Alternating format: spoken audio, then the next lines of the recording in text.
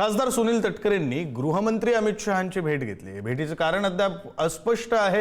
एकीकडे तटकरेंनी अमित शहांची भेट घेतली असताना दुसरीकडे शरद पवारांच्या राष्ट्रवादीच्या खासदार सुप्रिया सुळे आणि खासदार बजरंग सोनवणे यांनी सुद्धा अमित शहांची भेट घेतली आणि या दोन्ही भेटींमुळे पडद्यामागून नेमक्या काय राजकीय घडामोडी घडतायत याबाबत तर्कवितर्क आता लढवले जात आहेत।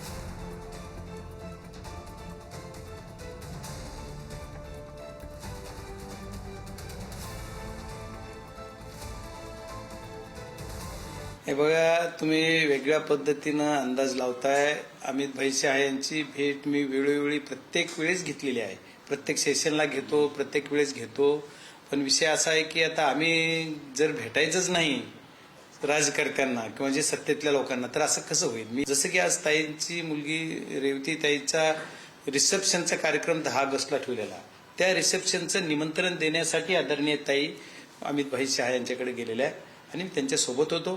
त्याच्याबरोबर माझ्या मतदारसंघातले काही जी कायदा व सुव्यवस्था ढासळली त्याच्या संदर्भात पण चर्चा करावी असं एक मनाशी करून आम्ही 2 मुद्दे घेऊन आम्ही अमित भाई शहा यांच्याकडे गेलो। ह्याच्यापेक्षा पलीकडे दुसरं काही नाही। शरद पवार साहेबांचा स्वभाव महाराष्ट्राला का देशाला माहिती आहे ना। जास्त दिवस तो एका पक्षाबरोबर युतीमध्ये टिकत नसतात। त्यांना खुश बदलण्याची सवय आहे, हा देश जाणतो। म्हणून उद्या शरद पवार साहेबांनी जर काही जर निर्णय घेतला तर त्यात आश्चर्य मानण्यासारखं काहीच नाही। महाविकास आघाडी महाराष्ट्रातली आता अस्तित्वात राहिलेली नाही। उद्या शरद पवार साहेबांनी जर काही निर्णय घेतला तो त्यांच्या पक्षाच्या हिताचा असेल आणि त्यांनी निर्णय घेणं म्हणजेच राजकारणाला दिशा देणं असा एकंदरीत अर्थ महाराष्ट्रामध्ये लावला जातो। महाराष्ट्रामध्ये उद्या ज्या काही घडामोडी होतील त्याच्यामध्ये एक प्रमुख शरद पवार साहेब सुद्धा असतील हे मात्र निश्चित आहे।